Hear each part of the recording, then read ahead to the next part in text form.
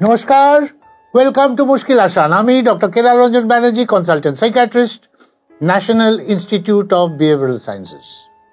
আজ রোববার চলে এলাম আপনাদের সামনে আমার গল্পের ঝুলি নিয়ে। আজকের গল্পটা খুব ইন্টারেস্টিং। হ্যাঁ, গল্পটা খুব ছোট, বেশি সময় নেব না আপনাদের, কিন্তু গল্পটার মরালটা যেটা সেটা আপনাদেরও ভালো লাগবে, কারণ এই ধরনের লোকের কিন্তু অভাব নেই। আমি যাকে নিয়ে গল্পটা বলছি আর কি, এক ব্যবসাদার ছিল। সেই ব্যবসাদার একটা গ্রামে থাকতো এবং গ্রামের মধ্যে তার প্রতিপত্তি খুবই ভালো এবং ভালোই ব্যবসা করত। আশপাশের গ্রামে সব মিলিয়ে যদি দেখা যেত, উনি 2 নম্বর বা 3 নম্বর ব্যবসাদার বলা যেতে পারত। অর্থাৎ সেই জায়গাকার উনি ব্যবসা করতেন, সেই লেভেলের ব্যবসা করতেন। কিন্তু লোকটার মধ্যে একটা ভালো জিনিস ছিল, উনি রোজ সকালবেলা 2 ঘন্টা করে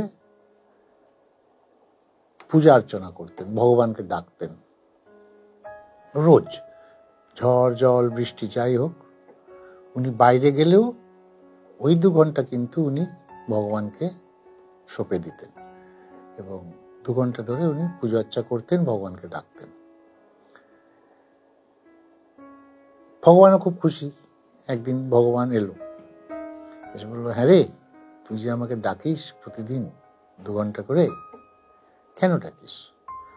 বলে, ভগবান দেখো, তুমি তো আমায় সব দিয়েছ, তুমি আমার আর একটা কথা শুনবে? বলে, দেখ, আমি সন্তুষ্ট। তুই যে রোজ 2 ঘন্টা করে আমাকে মনে করিস, আমাকে ডাকিস, ওই জন্য আমি খুব সন্তুষ্ট। তুই যা বলবি আমি শুনব। তো ব্যবসাদার তো খুব খুশি। বলে, আমি যা বলবো ভগবান তুমি শুনবে? বলে, হ্যাঁ, আমি শুনবো রে বাবা। তুই এত বছর ধরে আমাকে ডেকে যাচ্ছিস, এটা তো আমার কর্তব্য তোর কথা শোনা, অতএব আমি শুনবো, বল তোর কি চাই। ব্যবসাদার তো প্রথমে ভাবতেই পারেনি যে ভগবানের সঙ্গে কথা বলছে। তারপর গায়ে চিমটি টিমটি কেটে বলছে, না ঠিক আছে। তো ভগবানকে বলছে, ভগবান, তুমি না, আমার বহুদিনের শখ যেমন একটা 2 তলা বাড়ি হোক। আমি তো দেখেছো, আমি 1 তলা বাড়িতে থাকি, কিন্তু আমার বহুদিনের শখ আমার একটা 2 তলা বাড়ি হোক। তোমার বলে, ঠিক আছে, তুই যা যা চাইবি আমি তোকে দেব। তুই যা যা আমার কাছে চাইবি আমি তোকে দেব, কিন্তু তুই যা চাইবি এবং যেটা আমি তোকে দেব তার ঠিক 2 গুণ আমি অন্যান্য গ্রামের লোকেদেরও দেব। বোঝাতে পারছি? মানে ভগবান ব্যবসাদারকে যা দেবে তার 2 গুণ বাকি গ্রামের লোকেদের দেবে। মানে এখানে ব্যবসাদার চাইলো একটা 2 তলা বাড়ি, তো ভগবান বললো তথাস্তু। ও যখন চোখ খুললো, দেখে ও 2 তলা বাড়িতে বসে আছে।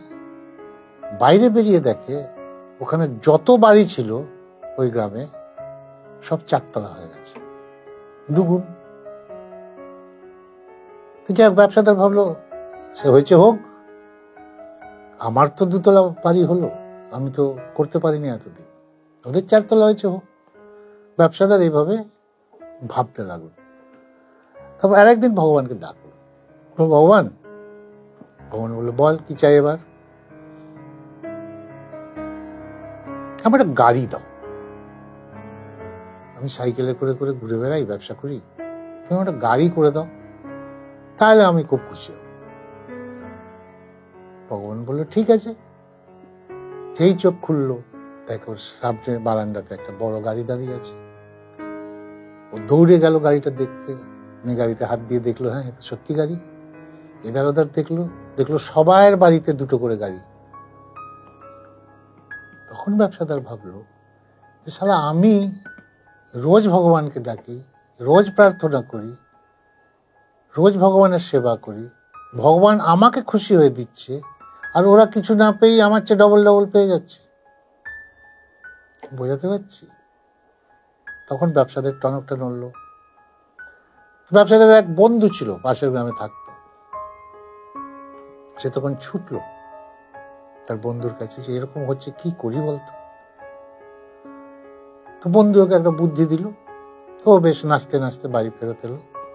আবার 2-4 দিন 2 ঘন্টা করে ধ্যান করার পর একদিন আবার ভগবানকে ডাক।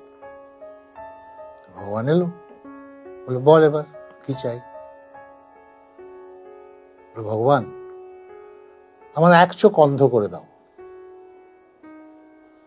ভগবান আমার একটা চোখ অন্ধ করে দাও। তো ভগবান বলল তথাস্তু। যখন চোখ খুললো দেখে ডান চোখ অন্ধ, শুধু এক চোখে দেখছে।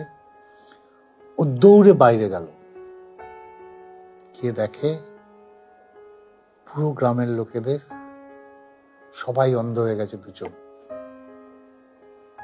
আমার গল্পটা খুব ছোট, আপনারা যে যার মতো করে মানে ধরে নিতে পারেন, কিন্তু ভালো লাগবে যদি 2-4 লাইন আমাদের কমেন্ট বক্সে একটু লিখে পাঠান আপনারা কি ভাবলেন গল্পটা নিয়ে। আজকে এইটুকুই থাক। যদি ভালো লাগে কাইন্ডলি একটু শেয়ার করবেন, একটু লাইক দেবেন। লাইক দিলে আমাদেরও ভালো লাগে। আবার ফেরত আসবো আগামী রোববার ঠিক রাত 9টায়। নমস্কার।